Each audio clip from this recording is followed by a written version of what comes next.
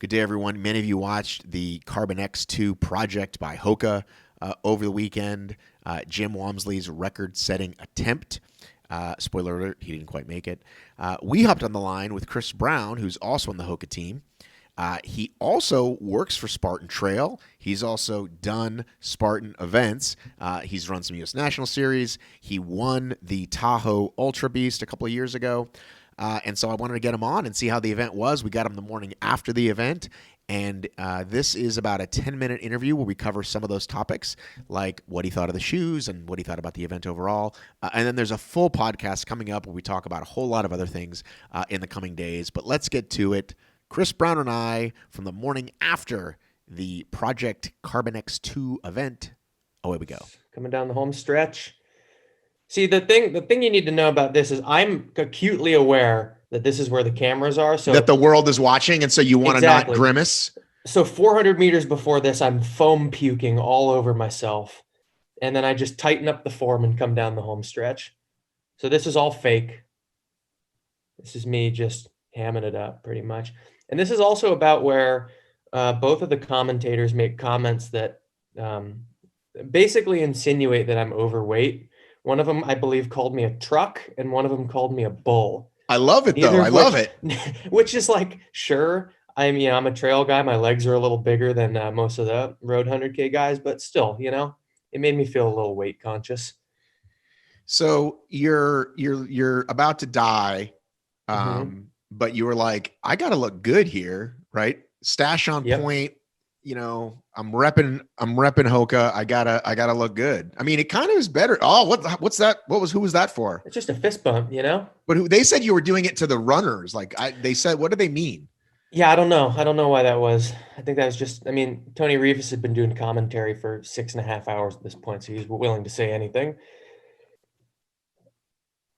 Maybe I was gesticulating in someone's general direction. See, this is the best right here. Those last few steps, I think any of us that have put out an effort, of course, most of us haven't done the effort that you just did, but we just the legs don't have to run anymore. So they just go to some weird crumbling form. Yeah. I promised myself with about 20 miles to go that as soon as I crossed the line, I was going to lay down. That was important to keep that promise. Right. Camille's giving you a little love right there. Is that Camille? Yeah, that's Katrina. Yeah, that's Katrina. She was helping. Katrina, your girlfriend? Yeah, it's my girlfriend. Okay, not Camille. Sorry. No, you've met Katrina. We hung out in Greece together. I know. I offered you both a place to stay. We covered that. So how aware were you of how he was doing, how Walmsley was doing, and did they tell you? Did you know he didn't make it? I don't know what you're hearing while you're running, or. In a race like this where the pacing is so precise, he could be on world record pace for 5 hours and it's meaningless if the last hour doesn't come together. So I didn't really pay attention until, I would see the lead group go by once in a while. I could see who was falling off, but I didn't know how Jim was doing relative to the pace. But with, I think, 2 laps to go, I started asking his girlfriend, Jess, who was at an aid station with my girlfriend, Katrina. I asked Jess a couple times, just on my second to last lap and my last lap, I asked how he was doing, and he was right on. And then, unfortunately, the way these courses are put together, they have to account for, so a 100K course is measured out to run the tangents perfectly, which humans don't do, even Correct. If you're aiming for the tangents. So these 100K course, you can expect to be about 1% long. And the way that they measured it, Jim and I both agree that the last 5K ended up being a little inaccurate as a result of that. So Jim thought he was about a minute ahead of where he needed to be with 5K to go. So he held pace and in fact probably sped up a little bit. And it's kind of a shame that we didn't have the idea to just put 400 meter markers from the finish line going backwards. Because I think if with 5 minutes to go, Jim knew exactly where he was, he would have found those 11 seconds. He obviously couldn't find it in the last half mile, but if he knew where he was a little before that, I think he would have had it. From our point, it's painful because he's on it. You get this super wide shot and it's hard to tell. It really is hard to tell until it isn't. And then you're like, He's not going to make it. And that feeling is Yeah. horrible. And it's like, do we feel worse than he does? Like, does he, you know what I mean? It's just, it's kind of crushing. And if it gets an American record, blah, blah, blah, who gives a fuck? We all know that. And it's great and it's amazing. And all you guys are amazing, but we want to see it broken, right? Just like we wanted to see sub 2, right? It's like, we wanted to see it. Yeah, and if you knew the performance bonus that Jim missed out on by 11 seconds, yeah, he felt it.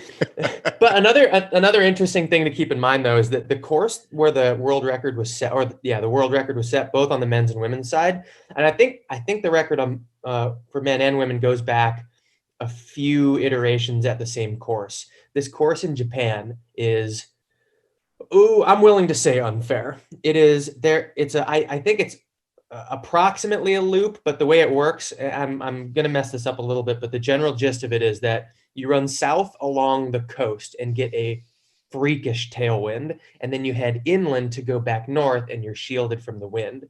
So this course is yeah, so it's kind of known perfect. to get it's totally perfect to the point where it's basically unfair.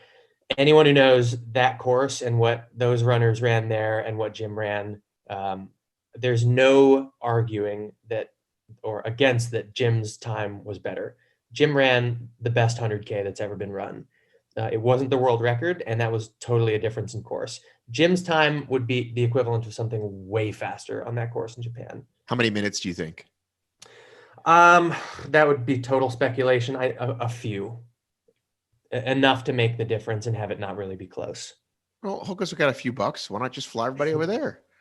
Let's do it again. Actually, we were supposed to fly a bunch of Japanese athletes out for this, but they shut down a couple weeks ago. Actually, we were supposed to fly them out for this, and then because of COVID, we were planning on having a simultaneous event in Japan, and then they shut down and couldn't even do that. So there were a bunch of athletes who were supposed to come over for this from abroad, and it ended up being a little higher and tighter than we wanted to. So, but cool. Yeah, so one of the questions I got was actually about training. Kirk DeWint asked, I've heard of this guy. Is he available? like romantically, or did the show? I don't know. I'm out of the loop. He was once upon a time on a program called The Bachelor. Yeah. He is currently in a relationship, not with a woman he met on the program or any of the subsequent programs he went on. So you're saying a man he met on the program? I don't get it.